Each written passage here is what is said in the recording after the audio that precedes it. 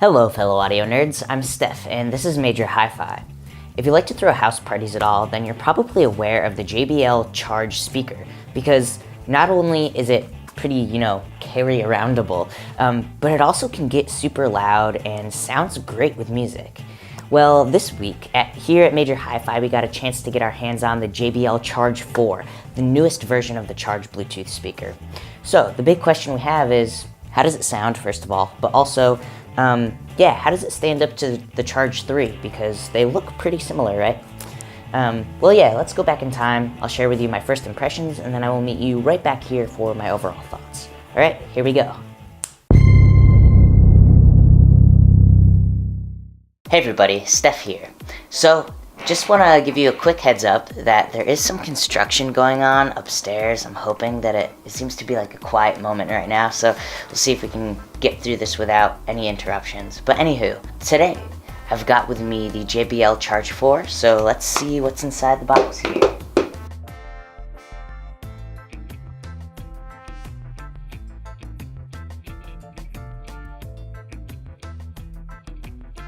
Alright, so as you'll see here, we've got the this USB-C charging cable, some documentation, and of course the Charge 4. Right off the bat, the biggest differences between the Charge 3 and the Charge 4 is that the 4 charges via a USB-C connector here, as opposed to a micro USB.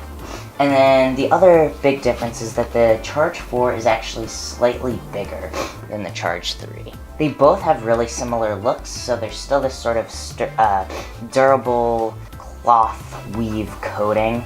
Over here, there's sort of this rubberized material. It's totally waterproof with an IPX7 waterproofing. And it still has the power, charging, the charge port for your phone. So there's a little USB slot right here. You can charge your phone or your tablet while you're listening. There's also the aux connector right here. A couple other little small differences between the Charge 4 and the Charge 3 is that the Charge 4, so they both have a 20-hour battery life, but the Charge 4 actually charges in a little bit less time. I think it's 4 hours versus 4.5 hours. A couple other small differences between the Charge 4 and the Charge 3. The Charge 4 and 3 both have a 20-hour battery life, but the Charge 4 actually charges a little bit faster. So charges in about 4 hours as opposed to 4.5 hours. Additionally, the Charge 4 connects via Bluetooth 4.2. Still yields a lot of similar qualities as the Charge 3, about 30 feet of range. And then one other sort of cool feature of this is that via the JBL Connect Plus app, you can actually connect multiple of these together so that you could have a bunch of speakers all sort of playing in sync with each other the same song. So, kind of cool. You'll notice that these ports, these radiating ports, there's definitely some give here. And so it's going to probably look really cool when we listen to some bassy music. If you know anything about JBL speakers and just sort of their relative sound signature in general, they usually have a pretty bumpin' bass, so I'm really excited to hear that from these. So I'm gonna take a listen, and I'll let you know what I think of the sound. Unfortunately, this construction isn't really agreeing, so I'm going to take a listen, sort of write some notes, and I'll meet you back at the Major Hi-Fi office for sort of my overall thoughts on the sound of this guy. Alright, here we go.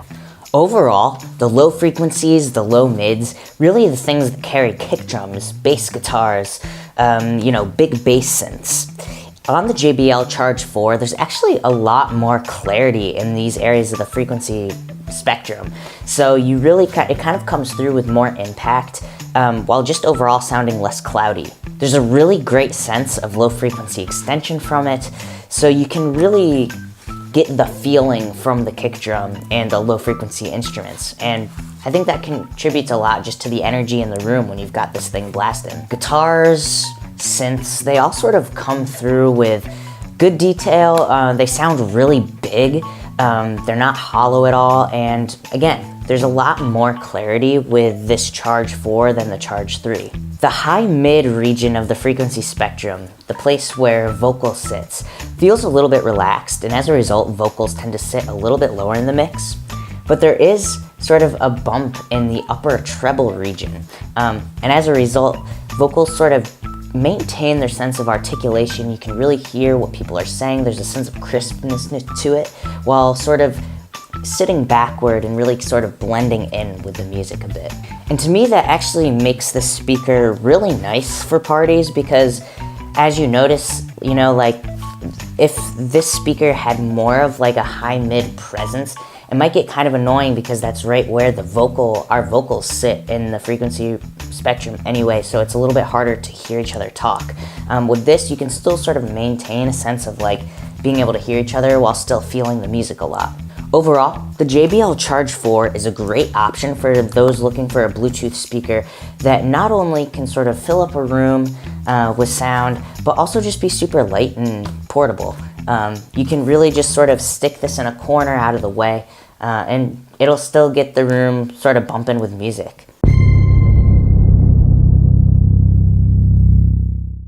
If you like this video, please give it a thumbs up. And for more videos like this, be sure to subscribe. I will also leave a link to our direct comparison review between the Charge 4 and the Charge 3, so you can get a closer look specifically at the differences with pictures and everything.